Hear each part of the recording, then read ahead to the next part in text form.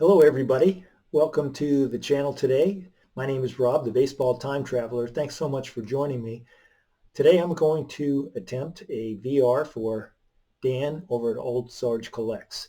Dan, I want to thank you personally for being one of my very first subscribers to my new channel, and I can't thank you enough for the positive feedback you gave me. It's been really encouraging, and I want to respond to you by providing a VR for you that will hopefully boost your subscription level, which has now gone well through 250, and you're on your way to 300, and I see you getting to 1,000 before you know it. You have a spectacular collection. You do great video work, and I really enjoy watching your videos. So anybody who's watching me right now, if you haven't seen any of Dan's videos, make sure you check them out. Subscribe to his channel. It is fantastic. So without further delay, I'd like to provide my video response for you, Dan, and I'm going to be showing some cards that are post-playing day Hall of Famers that I purchased or acquired 40 plus years ago. They do qualify under your standards, and I'm anxious to show everybody. And let's get going. All right, so we're going to start off with a bang here. Everybody recognizes this card. This is a 1982 Topps reprint set of the iconic 1952 Topps set, Mickey Mantle. And we have to follow up Mickey Mantle with Willie Mays.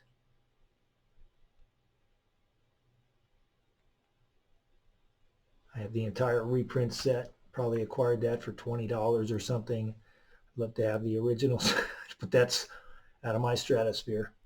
All right, next is a 1975 TCMA, and I'm a big Willie Mays fan. He was my childhood hero. I watched him play many games back in the 1960s and early 70s, and this particular card is from a set that was a team set of the New York Giants 1951 National League pennant winners. And let's see the back here. Very simple card. There's Willie's, essentially his rookie statistics.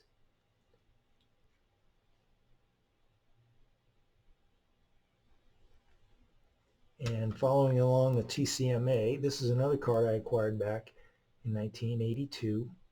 And this is from the 1981 TCMA set, memorializing the 1962 San Francisco Giants that won the National League pennant and again played the Yankees and lost in 7 games. Very simple card, but I thought with the black and orange Giants colors, it really, really looks great. Now we're going to go to a set that I purchased. This was my attempt at trying to acquire what you would call pre-war cards, or iconic players back in the day. And this is from the Diamond Classics collection. This was under the Big League Collectibles Diamond Classics. It was a limited edition, and this is number 3632. And here's the card that came on top of this 55 card set. I don't know if, Dan, this qualifies for a numbered set, but here's the checklist on the back. Like I said, it's 55 cards, and this is a set that I acquired 3 of them. Probably spent $5 each, $10. But to me, it was a nice way to acquire cards of players that otherwise I wouldn't have been able to access back in 1982 with the limited access we had, card shows and occasionally through the mail. But we didn't have the internet and eBay and so forth. Okay, so let's take a look at some of these 1982 Big League Classics. Start off with Stan the Man. And I had some of these recently graded just to preserve them. They're not real valuable cards, but I thought they looked really good in the slab. Babe Ruth.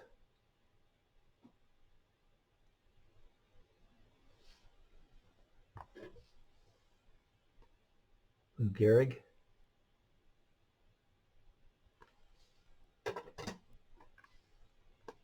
Ted Williams.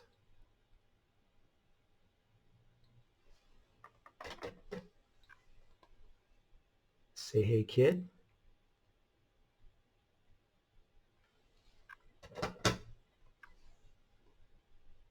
And number 7, the Mick.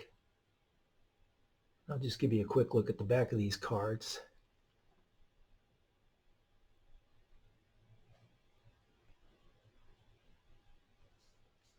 All right, now the remaining cards I have are of the same set, but these I did not slab yet for reasons I'll explain.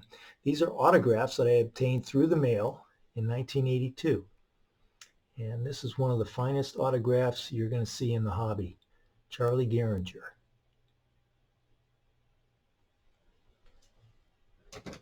Next, Stan the Man. He had a little trouble getting his S started there, but I'm so pleased to have this autograph. It's really a personal connection to Stan the Man, who I completely respect, one of the greatest men in baseball and in society. Had a very positive impact on so many people. Next, another beautifully written autograph. Hall of Fame Brooklyn Dodgers shortstop Pee Wee Reese.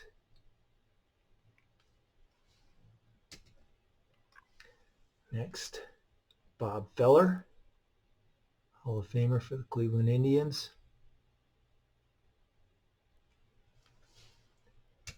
And here's an autograph that I don't think too many people have. This is Smokey Joe Wood.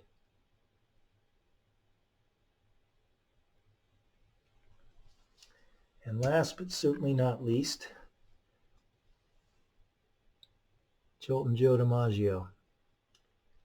I sent this through the mail to San Francisco and received it back with a postmark, but unfortunately I lost track of the envelope. Would have been great to have some provenance there, but people will just have to take my word for it. I've compared these with other DiMaggio autographs, and it looks pretty legit. Someday I may submit this to PSA for authentication, but for the time being, I've had it for 40 years and just really enjoy having possession of this card. Very fortunate. And then to conclude the video, this is a card that my wife purchased for me back in 1992, a year after we were married. And it's a very special card for me because she knew that I was a big Lou Gehrig fan. And I recently had it slabbed up. It's just a beautiful card. And so happy to have it. All right, so that's a wrap on this video. I want to thank everybody for watching. And Dan, wish you all the best of success in moving forward with your channel. And take care, everybody, and I'll see you next time.